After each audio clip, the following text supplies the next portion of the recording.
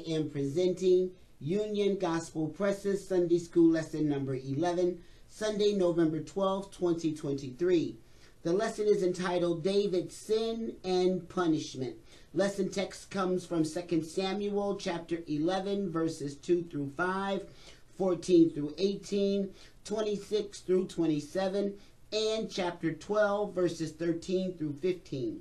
Related scriptures are Exodus 20, 13, 14, 17, Leviticus 18, 20, 20, 10, and Matthew 5, 27 through 28, John 8, 3 through 11. The place is Jerusalem. The time is 990 and 991 BC. David has been chosen by God and blessed by God in many wonderful ways, but he still was susceptible to temptation. In this week's lesson, we examine the sad account of David's tragic sin. Today's aim, facts. To review the account of David's tragic sin with Bathsheba. Principle, to expose the dynamics of temptation and the destructive nature of sin. Application, to warn Christians against falling into temptation and sin as David did. Illustrating the lesson. The downward spiral illustrates how willful sin leads to greater sin and serious consequences. Practical points. 1. Let us not forget that Satan can use the most innocent and unexpected occurrences to tempt us. 2 Samuel 11, 2 through 3. 2. When we begin to allow personal desires to overrule good judgment and God's laws, we are headed for great trouble, verses 4 through 5. 3. When we do not confess and forsake our sin, we inevitably compound our sin, verses 14 through 18. 4. Our sin may be accepted by others, but it's never acceptable to God, verses 26 through 27. 5. True confession makes no excuses for sin and recognizes that all sin is against God. Chapter 12, verse 13. 6. We should be forewarned that while the ultimate consequences of sin can be avoided through Christ's forgiveness, there may well be temporal consequences to bear. Verses 14 through 15. Golden text. Wherefore hast thou despised the commandment of the Lord, to do evil in his sight? Thou hast killed Uriah, and hast taken his wife to be thy wife. 2 Samuel 12, 9.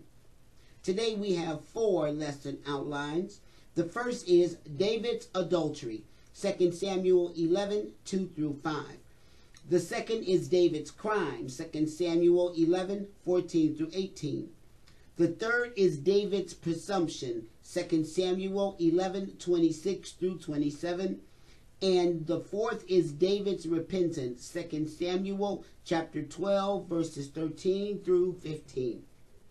Introduction. There is a direct connection between pride and moral failure.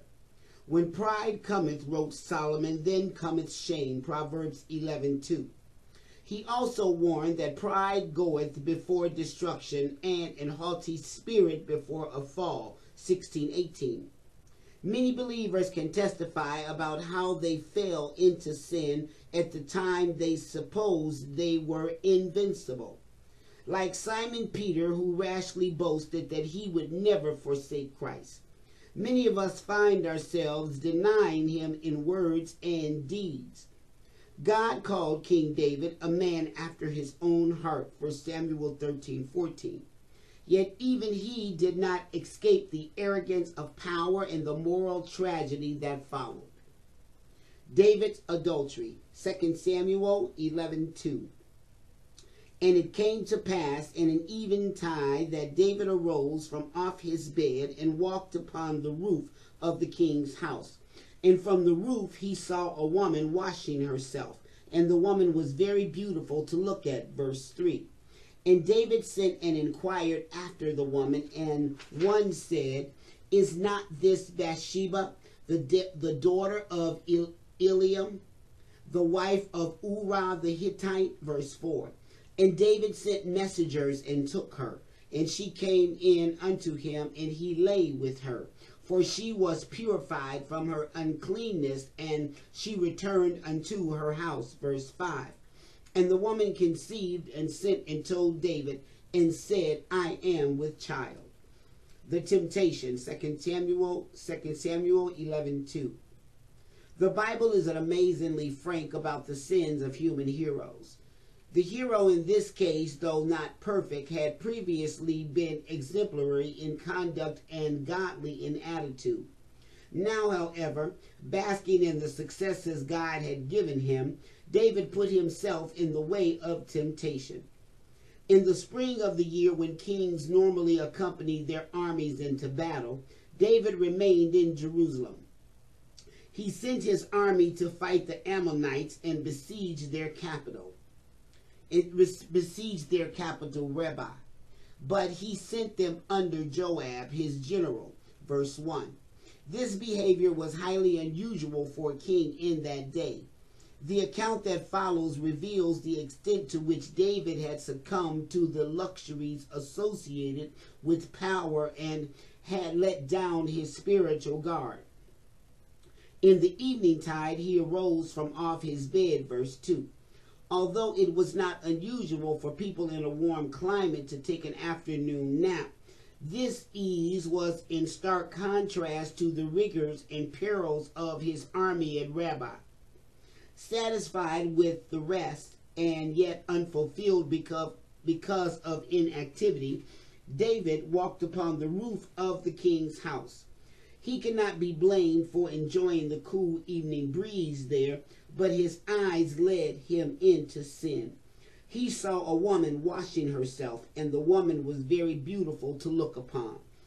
The sin, 2 Samuel 11:3-4. It is possible that Bathsheba, knowing the nearness of the palace, deliberately bathed in the open courtyard in order to seduce the king. If so, she should have to share the blame for the moral failure that followed. David's actions were nevertheless inexcusable. Instead of turning from her charms, he inquired after the woman. She was identified as Bathsheba, the daughter of Eliam, the wife of Uriah the Hittite, verse 3. Her family connections were impressive. Her father was a soldier, and her grandfather was quite possibly Ahithophel, David's counselor, 15:12-23-34. Bathsheba's husband, Uriah the Hittite, was one of many mercenary soldiers of non-Israelite origin who served in David's army, 1 Samuel 26:6. He apparently had become a worshiper of Yahweh. His name means Yahweh is my light. He was completely dedicated to his commander and the nation, 2 Samuel 11:11. And for his valor, he was recognized as one of the 37 mighty men of David, 23:39. Ignoring the fact that Bathsheba belonged to another, David sent messengers and took her, and she came in unto him, and he lay with her, 11:4. The sinfulness of this act is increased by the fact that Uriah had dedicated himself to David's service and trusted him. Why would a man who had been content to wait 15 years for God to give him his kingdom now hastily took another man's wife? The answer must lie in the arrogance that too often accompanies power. David had already violated God's pattern for marriage by practicing polygamy 2:2. In spite of his warning that a king must not multiply wives, Deuteronomy 7:17, David did so. After he began to subdue his enemies and gain recognition, he established a harem, 2 Samuel 5:13. Although a harem was a status symbol for an Oriental king, it was wrong for David, and it opened the door for his adultery. He apparently rationalized that a king was entitled to any woman he desired, and that this included another man's wife. David had come to believe that being king placed him above God's law. Sadly, his arrogance has been repeated too often by other believers whom God has promoted to prominence. The description of David's deed is ironic. He lay with her, for she was purified from her uncleanness, 11:4. The uncleanness was related to Bathsheba's menstrual cycle, Leviticus 15:19 through 24, and it was mainly ceremonial in nature. Her purification is probably mentioned here to indicate why she could lie with David. It also tells us she was not pregnant at the time. The irony is that these who were ceremonially clean became morally defiled by their sin. The result, 2 Samuel 11:5. Although she returned unto her house, verse 4, as if nothing had occurred, Bathsheba conceived, verse 5. Since she was not pregnant when she lied with David, and since her husband had been away at war, it was clear to her that David was the father of her unborn child. She therefore informed him, I am with child. David's crime, verse 14. And it came to pass in the morning that David wrote a letter to Joab and sent it by the hand of Uriah, verse 15. And he wrote in the letter, saying, Set ye Uriah in the forefront of the hottest battle, and retire ye from him, that he may be smitten and die, verse 16. And it came to pass, when Joab observed the city, that he assigned Uriah into a place where he knew that valiant men were, verse 17. And the men of the city went out and fought with Joab, and there fell some of the people of the servants of David, and Uriah the Hittite died also. Then Joab sent, and verse 18, then Joab sent and told David all the things concerning the war. When Bathsheba revealed her pregnancy, David knew he was in trouble, but rather than admit his sin, he tried to cover it up. His plan involved bringing Uriah home from the battle so that he would have intercourse with his wife, and David's paternity of the child would not be discovered. The plan failed. Uriah's loyalty to David and Israel's cause kept him from enjoying conjugal pleasures even while on furlough, verses 6 through 13. The command given, 2 Samuel 11:14 through 15. David was now desperate, and the only remaining solution he could imagine was to have Uriah killed. It is incredible that the man who for so long refused to solve his problems by killing Saul now tried to do so by killing one of the most loyal soldiers. But his earlier problems were those of a righteous man, so he could trust God to solve them. Now they came from his own sin, and he was left alone. David sent Uriah's death warrant to Joab by Uriah's own hand when he returned to the front. Verse 14. The letter ordered Joab to put Uriah in the forefront of the hottest battle and then withdraw so that he may be smitten and die. Verse 15. The cold-heartedness of this order is frightening. It brings to mind the way Jezebel later destroyed the innocent Naboth in order to obtain his vineyard for Ahab. In that case, a false charge led to the execution, 1 Kings 21:9 through 13. But David did not even give a reason why Uriah had to die. In his arrogance as king and his desperation as a sinner, his arbitrary command was reason enough. The deed committed. 2 Samuel 11:16 through 17. Joab was a hardened commander to whom death among his troops was no stranger. Besides, he was in no position to question David's order, for he himself had resorted to trickery to do away with Abner, a man David greatly admired. 3:26 through 30. He therefore surveyed the military situation to see how he might best dispatch Uriah to his death, to his doom. Joab did not carry out David's orders precisely as given, that is, by withdrawing from Uriah and leaving him to his fate. But he did assign him unto a place where he knew that valiant men were, verse 16. The term valiant men refers to Ammonite soldiers inside the wall who were defending the city. Joab probably deliberately dispatched Uriah to a place unnecessarily close to the wall, verse 20. Uriah was not the only one placed in moral danger. Others who were loyally serving in David's army were sent in as well. So when the Ammonites attacked, these men died along with Uriah, verse 17.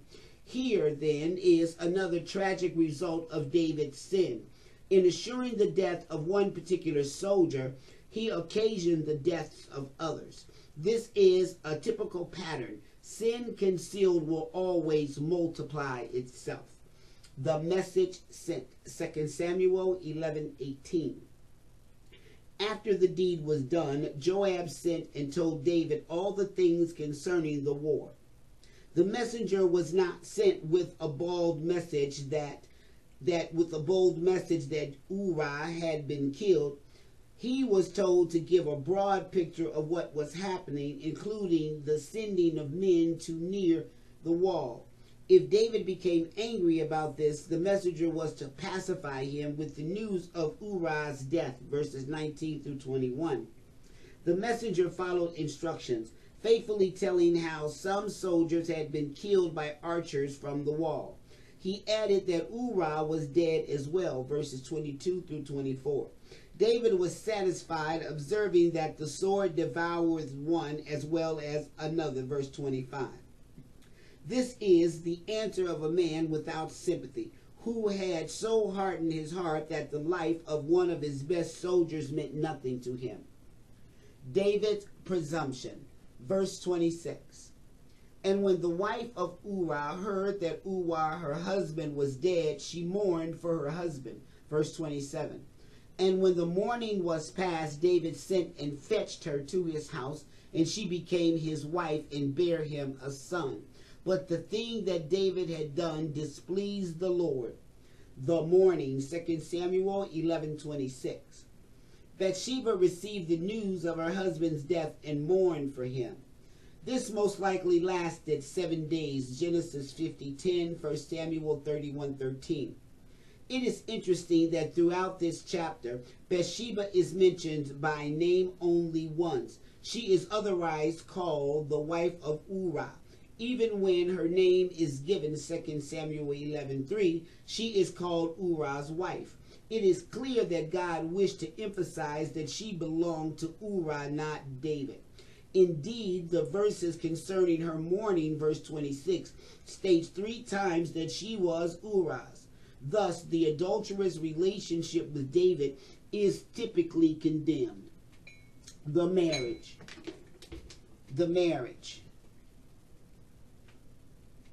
2 Samuel 11:27. David wasted no time in marrying Bathsheba. As soon as the time of mourning was past, he sent and fetched her to his house, and she became his wife. This unseemly haste could not fail to arouse suspicion about their relationship. But David took her so quickly that she could be married to him as long as possible before she gave birth. This was so the child might still be regarded as David's legitimate, throughout somewhat premature son. In due time, Bathsheba bore David a son. Throughout the narrative, the son is never named, and he lived only a short time, 12:18. It is probably fitting that he remained unnamed here, for the one thing that David had done displeased the Lord, 12:27. Through his wiles, David seemed to have achieved his goal. Uriah was dead, Bathsheba was his wife, and eventually their child would be born within the bonds of marriage. In all of this, David had tried to exclude God from consideration, but the Lord would not be denied. David repentance. 2 Samuel 13. And David said unto Nathan, I have sinned against the Lord. And Nathan said unto David, the Lord also have put away thy sin, thou shalt not die. Verse 14. Howbeit, because by this deed thou hast given great occasion to the enemies of the Lord to blaspheme, the child also that is born unto thee shall surely die. Verse 15. And Nathan departed unto his house, and the Lord struck the child that Uriah's wife bare unto David, and it was very sick. David's confession, 2 Samuel 12:13a. Prior to these final verses in our lesson text, we are told that God sent Nathan to David with a parable that would reveal the true nature of his sin. See verses 1 through 12. Faced with the heinousness of his sin, David responded, I have sinned against the Lord, verse 13. Although brief, this confession was genuine. He made no excuses, and he did not try to minimize the sins. And even though he knew he had sinned against Uriah, Bathsheba, and even himself, he saw his deeds as ultimately against the Lord himself. Psalms 51:4. Nathan's pronouncement, 2 Samuel 12:13b through 15. Nathan reassured David that the Lord had forgiven his sin and that he would not die for it. David deserved to die, as he himself had proclaimed in his reaction to Nathan's parable. The law provided no sacrifice for willful sins, and it prescribed the death penalty for both adultery and murder, Exodus 21:12, Leviticus 20:10. But God in his grace allowed David to live. Tragic consequences would follow, nevertheless.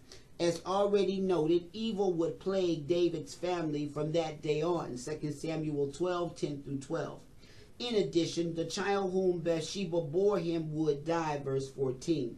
This would be because David, through his sin, had given occasion to the Lord's enemies to blaspheme his name. As announced then, the child became terminally ill, verse 15, and died 7 days later, verse 18. Our text leaves the solemn reminder that no believer, however godly, is immune to sin. It also reminds us that sin, when not confessed and forsaken, reproduces itself. Finally, we learn that sin often has consequences that continue even after God has forgiven the sinner. Let us therefore always claim God's grace to overcome temptation. Questions. 1. To what are we alerted at the beginning of this account? 2. What were Bathsheba's family connections? What kind of soldier was Uriah?